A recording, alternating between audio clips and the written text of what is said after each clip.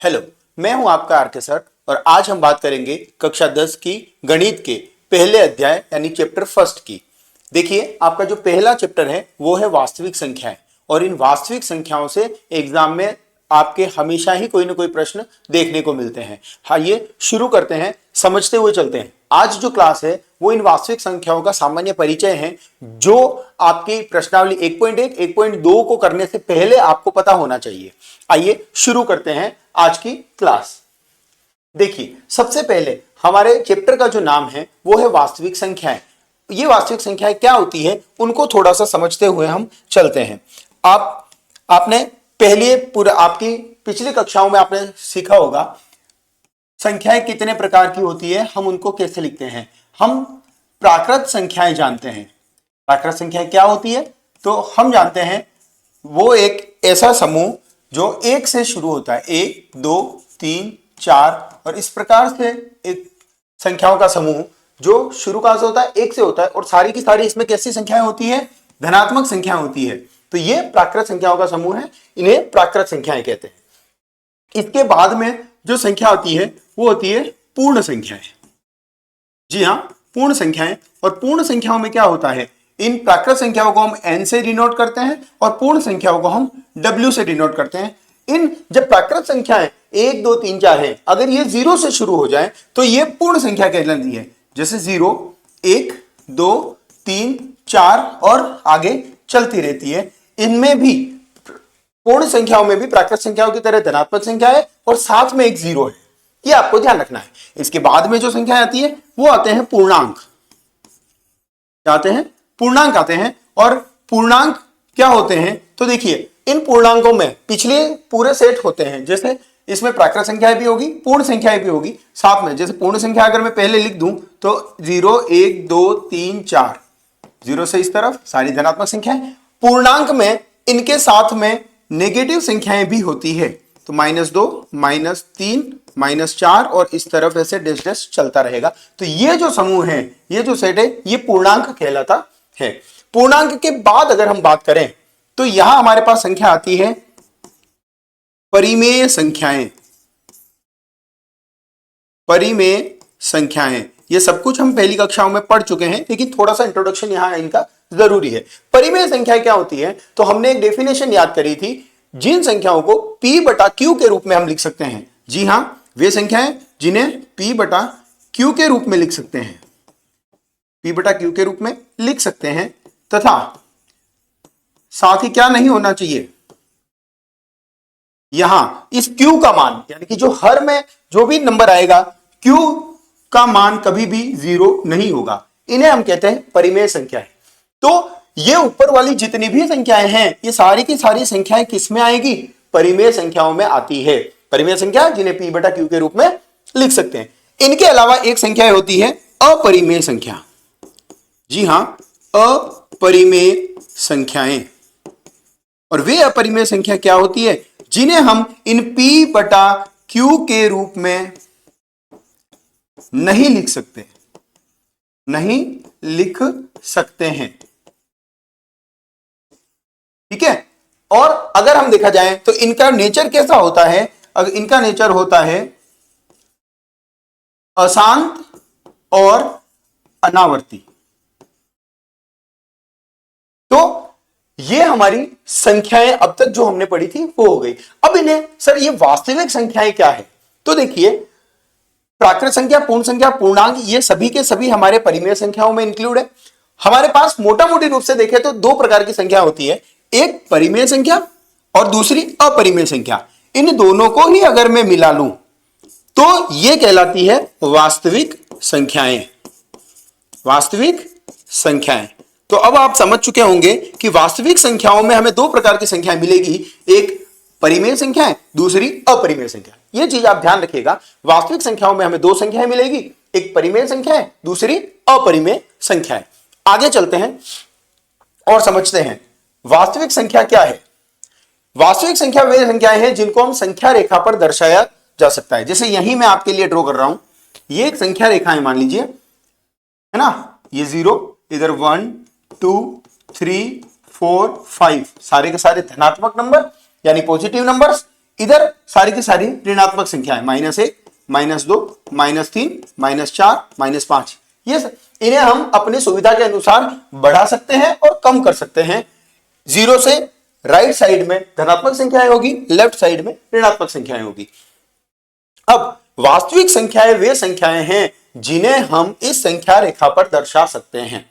इसमें परिमेय संख्याएं भी हम इसमें दर्शा सकते हैं, अपरिमेय संख्याओं को भी इन पे दर्शा सकते हैं। अपरिमेय संख्या होती कौन सी है? तो यहां देखिए हम √2, √5 है ना, √7 और पाई, ये सारी की सारी ऐसी अगर हमें कोई संख्या मिल रही है वो अपरिमेय संख्याएं होगी। अब हम बात करते हैं कि ये सारा हमारा जो वास्तविक संख्याओं का मैटर है, इन्हें हम इस चैप्टर में कैसे यूज करेंगे। तो देखिए प्रमेय 1.1 आपकी बुक में एक प्रमेय दे रखी है, प्रमेय 1.1। वो 1.1 प्रमेय क्या है उसकी अगर हम बात करें तो 1.1 प्रमेय आपकी है, सभी की सभी वास्तविक संख्याएं जो हैं उन्हें संख्या रेखा पर दर्शाया जा सकता है और प्रत्येक भाज्य संख्या को अभाज्य संख्याओं के गुणनफल के रूप में प्रयोग किया जा सकता है। जैसे क्या है, मैं आपके लिए लिख लेता हूं, प्रत्येक भाज्य संख्या को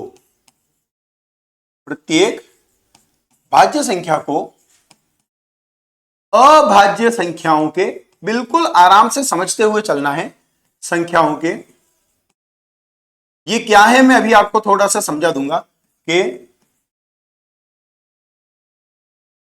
गुणनफल के रूप में दर्शाया जा सकता है या लिखा जा सकता है। अब यहां दो वर्ड हमारे पास आए, दो टर्म्स हमारे पास आई है। एक तो आई है हमारे पास भाज्य संख्या और एक हमारे पास आई है, एक भाज्य संख्या दूसरी अभाज्य संख्या। भाज्य संख्या क्या होती है और अभाज्य संख्या क्या होती है? भाज्य संख्या और अभाज्य संख्याओं को आप समझिए, देखिए भाज्य संख्या क्या है? भाज्य संख्या वो है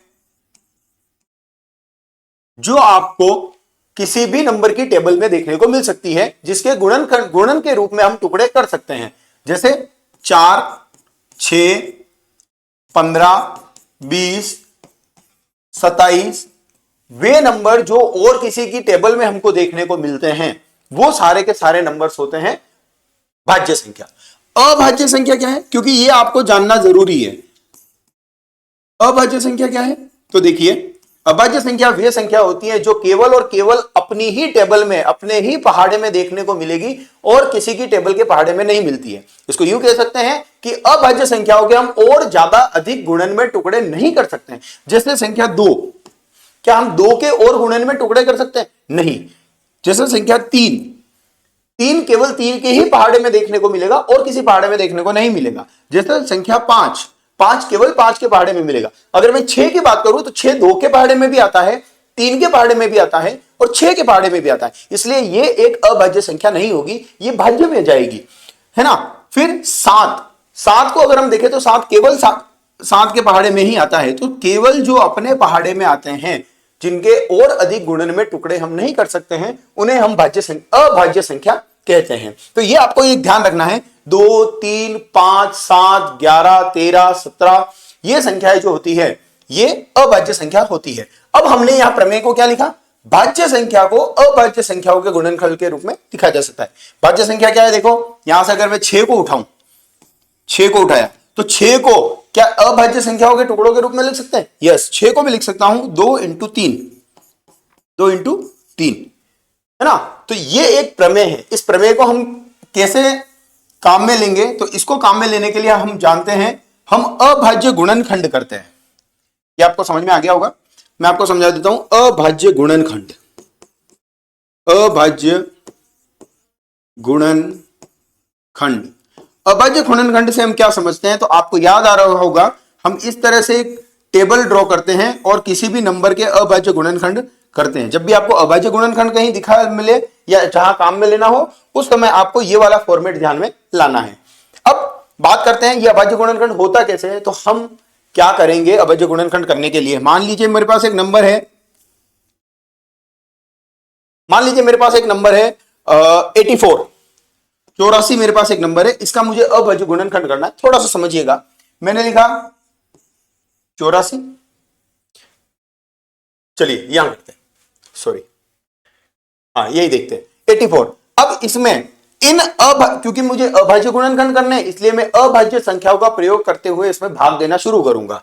अभाज्य संख्या कौन सी होती है? सबसे पहले 2 का भाग देंगे, 2 का भाग अगर उसमें जाता है तब तक देते रहेंगे, नहीं जाता है तो फिर 3 का देंगे, 3 का नहीं जाएगा 5 का देंगे, 5 का नहीं जाएगा 7 का देंगे। इस तरह से हमें छोटे से बड़े अभाज्य संख्याओं का उपयोग करते हुए भाग करना है।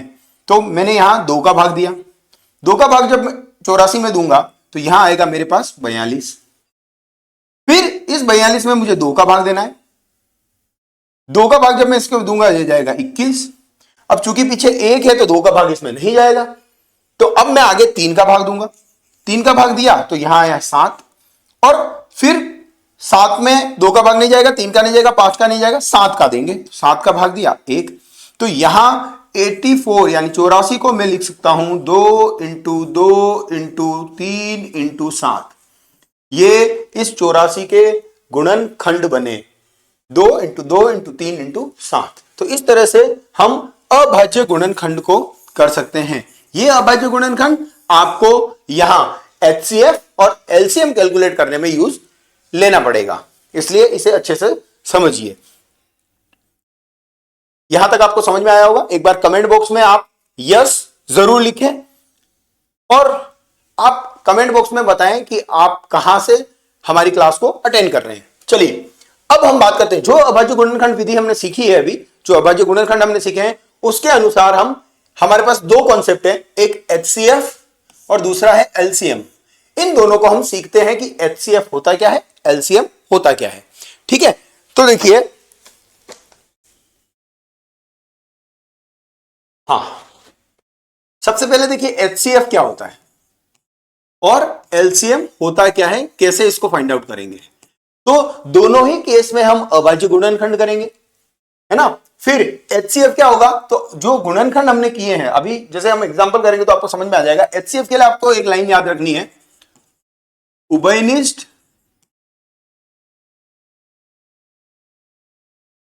गुणनखंडों में एचसीएफ न्यूनतम घात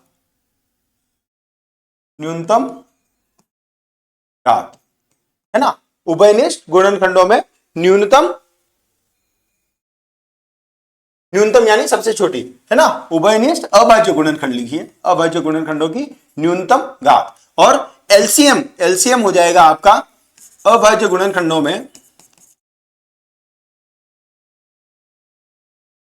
में सर्वाधिक घात वाली संख्या। ये 2 चीजें ध्यान रखनी है, एचसीएफ उभयनिष्ठ और न्यूनतम घात, एलसीएम अभाज्य गुणनखंडों में सर्वाधिक घात। कैसे इसको यूज करते हैं, तो एक छोटा सा एग्जांपल लेते हैं, उससे हम इसको समझते हैं। जैसे देखिए, हमने यहां लिया उदाहरण, और उदाहरण के लिए मैं नंबर लेता हूं यहां आपके लिए 96 और एक नंबर हम लेते हैं 404। इन 96 और 404 का मुझे एचसीएफ भी ज्ञात करना है और एलसीएम भी ज्ञात करना है। तो सबसे पहले हमें कौन सी विधि, अभाज्य गुणनखंड विधि, तो इसलिए मेरे को दोनों के ही अभाज्य गुणनखंड करने पड़ेंगे। तो मैं 96 का अभाज्य गुणनखंड यहां कर रहा हूं, आप मेरे साथ साथ इसको करते जाइएगा। क्या इसमें 2 का भाग जाएगा? यस, मैंने इसमें 2 का भाग दिया। 96 में 2 का भाग देंगे तो आएगा 48। फिर 48 में फिर से 2 का भाग जा रहा है, यस, मैंने 2 का भाग दिया, ये आया 24। फिर इसमें 2 का भाग दूंगा मैं, तो मेरे पास आया 12। फिर मैं इसमें 2 का भाग दूंगा, मेरे पास आया 6।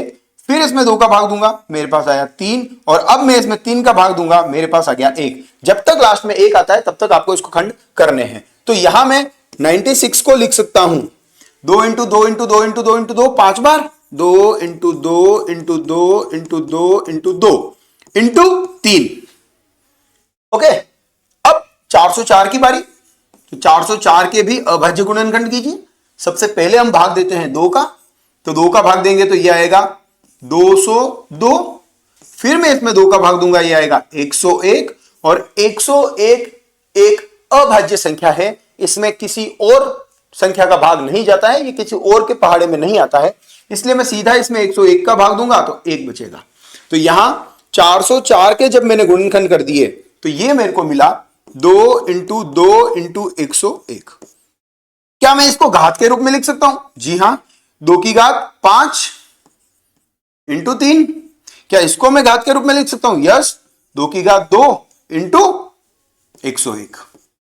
ये मेरे हो गए अभाज्य गुणनखंड।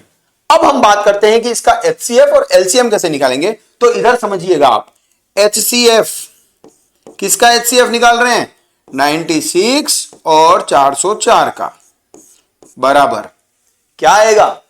तो देखिए, अब हम एचसीएफ उभयनिष्ठ, उभयनिष्ठ मतलब जो दोनों में है उसका, कौन सी घात? सबसे छोटी घात।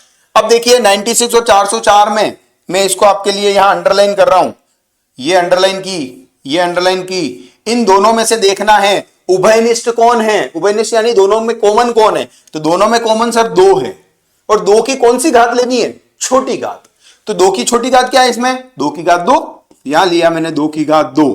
यही सेलेक्ट करना है। एचसीएफ जब भी लेंगे उभयनिष्ठ देखना है, यानी दोनों में जो कॉमन है वो नंबर देखना है, और उसके बीच सबसे छोटी घात देखनी है। तो 2 की घात 2, ये छोटी घात आ गई, ये इसका मतलब 2 की घात 2 हम सोल्व करते हैं तो ये आता है 4, यानी कि इस नंबर का एलसीएफ कितना हो गया? 4। अब एलसीएम की बात करें, एलसीएम 96 और 404, 96 और 404 का एलसीएम लें। एलसीएम की डेफिनेशन पे आओ। अभाज्य गुणनखंडों में सर्वाधिक घात देखनी है, अब हमको सबसे बड़ी घात देखनी है। तो इन दोनों में देखो 2 की सर्वाधिक घात क्या आ रही है? 5। यहां हमें उभयनिष्ठ नहीं देखना है, उभयनिष्ठ हमको सिर्फ एचसीएफ में देखना है, यहां सर्वाधिक घात देखनी है। तो 2 की सर्वाधिक घात आ गई 5 इंटू, क्या इसमें 3 है? यस, 3 की सर्वाधिक घात कितनी है? 1, ये 3 की, इंटू क्या 101 भी है? यस, 101 की सर्वाधिक घात कितनी है? यही 101। अब जब इन दोनों को हम गुणा करेंगे तो ये आ जाएगा 2 की घात 5 यानी कि 32, 32 को 3 से गुणा करना है तो ये हो जाएगा 96, और 96 को जब 101 से हम गुणा करेंगे तो ये आ जाएगा 9696। आशा करते हैं ये आपको समझ में आया होगा। कमेंट बॉक्स में जरूर बताएं, अगर कहीं दिक्कत है तो कमेंट जरूर करें। ठीक है, एलसीएम में हमें क्या देखना है? हमें देखनी है सर्वाधिक घात। एचसीएफ में हमें क्या देखना है? एक तो उभयनिष्ठ देखना है और एक देखनी है न्यूनतम घात, छोटी घातें देखनी है। ओके, तो इस तरह से हम एचसीएफ और एलसीएम ज्ञात कर सकते हैं। आशा करते हैं आपको समझ में आ रहा होगा। एक बार आप कमेंट करके जरूर बताएं। चैनल को अभी तक अगर आपने सब्सक्राइब नहीं किया है, चैनल को सब्सक्राइब कर लें। अगर आपको समझ में आ रहा है, अपने साथियों के साथ इस क्लास को जरूर शेयर करें, और हम बिल्कुल इसी तरह से पूरी आपकी मैथ्स को कंप्लीट करने वाले हैं। चलिए आगे चलते हैं। अब हमारे लिए क्या जरूरी है? हमें एचसीएफ और एलसीएम में संबंध पता होना चाहिए। अभी हमने देखा, हमने 2 संख्याओं का एलसीएम और एचसीएफ निकाला था। अब देखिए एचसीएफ और एलसीएम में संबंध क्या होता है। अगर मेरे पास 2 संख्याएं हैं, मान लीजिए मेरे पास 2 संख्याएं हैं, एक है पहली संख्या और एक है दूसरी संख्या। अगर मैं पहली संख्या को दूसरी संख्या से गुणा करता हूं, पहली संख्या इंटू दूसरी संख्या करता हूं, ये एक सूत्र है। इस सूत्र को आप हमेशा याद रखिएगा। पहली संख्या इंटू दूसरी संख्या बराबर एचसीएफ इंटू एलसीएम, एलसीएम। ये एक सूत्र है जिसे आप हमेशा याद रखेंगे। ये एचसीएफ और एलसीएम में एक संबंध है। पहली संख्या इंटू दूसरी संख्या बराबर एचसीएफ इंटू एलसीएम। एक तरफ आपको दोनों संख्याओं का गुणा करना है, एक तरफ आपको एलसीएम और एचसीएफ का गुणा करना है। चलिए इसको हम उदाहरण से समझते हैं। उदाहरण से समझते हैं। मान लीजिए हमें पहली संख्या दे रखी है, दूसरी संख्या दे रखी है, और हमें एलसीएम निकालना है। मान लीजिए हमारी पहली संख्या है, पहली संख्या, मान लीजिए हमारी पहली संख्या है 66, हमारी दूसरी संख्या है 420, और हमें अगर एचसीएफ दे रखा है, एचसीएफ हमें दे रखा है 6 और एलसीएम हमें ज्ञात करना है। यहां आप समझ चुके होंगे, ये हमारा क्वेश्चन है, ये हमारा प्रश्न दे रखा है। पहली संख्या 66, दूसरी संख्या 420, एचसीएफ हमारा 6 है, एलसीएम हमें ज्ञात करना है। तो जब भी हमें ऐसी तीन चीजें हमें दे रखी है और एक अगर चौथा हमें ज्ञात करना है तो हम इस सूत्र का प्रयोग करेंगे। सूत्र हमारा क्या है? पहली संख्या इंटू दूसरी संख्या बराबर HCF इंटू LCM। पहली संख्या हमारी क्या है वो लिख दीजिए, पहली संख्या हमारी है 66 इंटू दूसरी संख्या क्या है वो लिख दीजिए 420 बराबर HCF हमारा क्या है वो लिख दीजिए 6 और LCM हमें ज्ञात करना है तो इसे LCM ही रहने दीजिए। चलिए आगे चलते हैं और इसको सोल्व करते हैं। तो हम जानते हैं जब हमें एलसीएम निकालना है और एलसीएम के साथ 6 गुना हो रहा है तो इधर जाके ये भाग में आ जाएगा।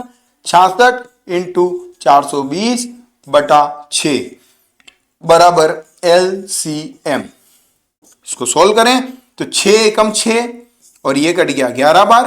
11 का जब हम इससे गुणा करेंगे 11 दूनी 22 हासिल 2, 11 चौक 44 और 2 46, 4620। ये हमारा क्या आया? एलसीएम। ये हमारा आंसर आया। तो इस तरह से हमें एचसीएफ और एलसीएम में एक रिलेशन हमेशा ध्यान रखना है। आशा कर रहे हैं आपको चीजें अच्छे से समझ में आ रही होगी। चलिए अब और हमें एक्सरसाइज 1.1 1.2 एक अध्याय में बेसिक्स में क्या समझना है उसकी बात करते हैं। तो ये एक सबसे इंपॉर्टेंट आपके लिए है, ये √2 को अपरिमेय संख्या सिद्ध करो। ये हमेशा एग्जाम में, क्वेश्चन बोर्ड के एग्जाम में आता है, आता रहा है और इस वर्ष भी आपको देखने को मिल सकता है। यहां ये √2 पूछ सकता है, √3 पूछ सकता है, √5 पूछ सकता है। कुछ भी अगर ये पूछे हमें एक ही विधि को फॉलो करना है और वो विधि क्या है उसको हम समझते हैं, है ना। हमें सिद्ध करना है ये अपरिमेय संख्या है। अपरिमेय संख्या हमें सिद्ध करना, हम मान लेते हैं इसको कहां से शुरू करना है, कैसे करना है उसको समझते हुए चलना। जहां याद करने की चीजें होगी वो मैं आपको बताऊंगा कि यहां आपको याद करना है और इसको स्टेप बाय स्टेप कैसे सॉल्व करना है उसको समझते हुए चलते हैं। सबसे पहले मान लीजिए √2 हमें सिद्ध करनी है अपरिमेय संख्या। हम मान लेते हैं ये अपरिमेय नहीं है, परिमेय है। तो माना इसको बहुत ही शांत मन से आराम से बैठ के समझना। माना √2 एक परिमेय संख्या है। √2 क्या है? एक परिमेय संख्या है। हम ये मान के चल रहे हैं अगर हमारा मानना ये परिमेय संख्या मानना अगर गलत हुआ तो परिमेय नहीं होके ये क्या हो जाएगी? अपरिमेय। हम मान के चल रहे हैं ये परिमेय है। अब एक चीज बताइए, अगर कोई संख्या परिमेय है तो हम उसको कैसे लिख सकते हैं? पीछे चलिए, अभी हमने आपको बताया था अगर कोई संख्या परिमेय है तो उसे क्या लिख सकते हैं हम? P बटा Q के रूप में। तो यहां हम मान लेते हैं कि √2 एक परिमेय संख्या है, इसलिए मैं इसे लिख सकता हूं √2 बराबर A/B, जहां A व B क्या है? सहभाज्य संख्या है। A और B क्या है? सहभाज्य संख्या है। A/B, भाई कोई संख्या परिमेय है हम उसको A/B में लिख सकते हैं। चलिए अब इधर समझिए, इसको क्रॉस मल्टीप्लाई करके इधर ले जा सकता हूं। यस, तो ये हो गया √2B बराबर A। यहां तक आपको कोई दिक्कत नहीं। मैं एक काम करता हूं, दोनों तरफ वर्ग कर देता हूं, दोनों तरफ वर्ग कर रहा हूं, यानी कि स्क्वायर कर रहा हूं। स्क्वायर करने पर तो समझिए √2B का क्या हो जाएगा? स्क्वायर, और A का क्या हो जाएगा? स्क्वायर। चलो इसको सॉल्व करते हैं। तो जब √2 का स्क्वायर होता है तो ये हो जाता है 2 और B का स्क्वायर हो जाएगा B square equal to A square. यहां हमें क्या पता चलता है कि ये A स्क्वायर जो है, यह A स्क्वायर इस 2 से भाज्य है, यानी यहां A स्क्वायर में 2 का भाग जाता है। A स्क्वायर 2 से भाज्य है। इस कंडीशन से हमें ये समझ में आता है। तो यहां हम लिखेंगे A स्क्वायर 2 से भाज्य है। इसका मतलब A स्क्वायर अगर 2 से भाज्य है तो A भी इसलिए ए भी 2 से भाज्य होगा, भाज्य होगा। इसको हमें ध्यान रखना है, इसे मैं समीकरण 1 लिख रहा हूं, क्योंकि ए स्क्वायर अगर 2 से भाज्य है, 2 से भाज्य है यानी 2 का भाग ए स्क्वायर में जाता है, तो ए में भी 2 का भाग जाएगा। ठीक है, अब आगे चलते हैं। इसी का या एक स्टेप यहां तक खत्म होती है। अब यहां से एक स्टेप दूसरी शुरू होती है कि ए अगर 2 से भाज्य है, इसका मतलब वो 2 के पहाड़े में आ रहा है। ए अगर 2 से भाज्य है तो 2 के पहाड़े में आ रहा है, इसलिए इस एक चैप्टर यहां खत्म हो रहा है। अब यहां से आगे समझना, एक स्टेप यहां खत्म हो रही है, आगे समझना। इस कंडीशन को मैं क्या लिख सकता हूं? मैं कहता हूं, इधर समझना कि 10 2 से भाज्य है, 10 2 से विभाजित होता है। इसका मतलब 10 बराबर 2 इंटू 5, ये 2 का कोई ना कोई गुणज होगा। यहां मैं लिखूंगा ए बराबर 2c, यानी कि ए जो है वो 2 के पहाड़े में कितनी बार पहाड़ा बोलते हैं तो आता है? c बार पहाड़ा बोलते हैं तो आता है। ठीक है, c क्या है यहां?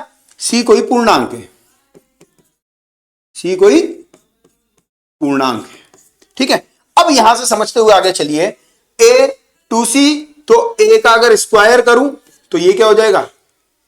2c का स्क्वायर, यानी कि a स्क्वायर बराबर 2 दूनी 4 c स्क्वायर। यहां समझ रहे हैं आप? अब इसको मैं क्या लिख सकता हूं? देखिए, यहां से a स्क्वायर की वैल्यू क्या आई थी? 2b square. तो इस तरफ मैं कर रहा हूं आपके लिए, इसको अब मिटा रहा हूं। a square equal to 4c square, तो यहां हो गया 2b स्क्वायर बराबर 4c स्क्वायर। क्यों? यहां से हमने a स्क्वायर की जगह 2b स्क्वायर लग दिया, a स्क्वायर का मान 2b स्क्वायर लग दिया। अब यहां समझिए, 2 से ये 4 कट जाएगा तो b स्क्वायर बचा 2c स्क्वायर। ये देखिए, ये कंडीशन और ये कंडीशन एक जैसी है। तो यहां मैं कह सकता हूं, यहां a स्क्वायर 2 से भाज्य था, यहां मैं लिख सकता हूं b स्क्वायर 2 से भाज्य है, यानी विभाजित होता है, 2 से विभाजित, 2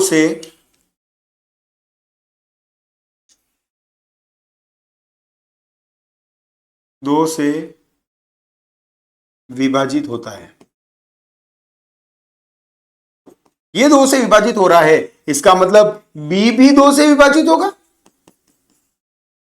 2 से विभाजित होगा, है ना। इसको थोड़ा सा अच्छे से समझने की कोशिश कीजिएगा, विभाजित होगा। तो यहां पे दोनों कंडीशन एक जैसी हो गई, a 2 से भाज्य है और b 2 से विभाजित है। ओके, अब इन दोनों को अगर मैं मिला के लिखूं, ये समीकरण 1 है, ये 2 है, तो यहां से हमें पता चलता है कि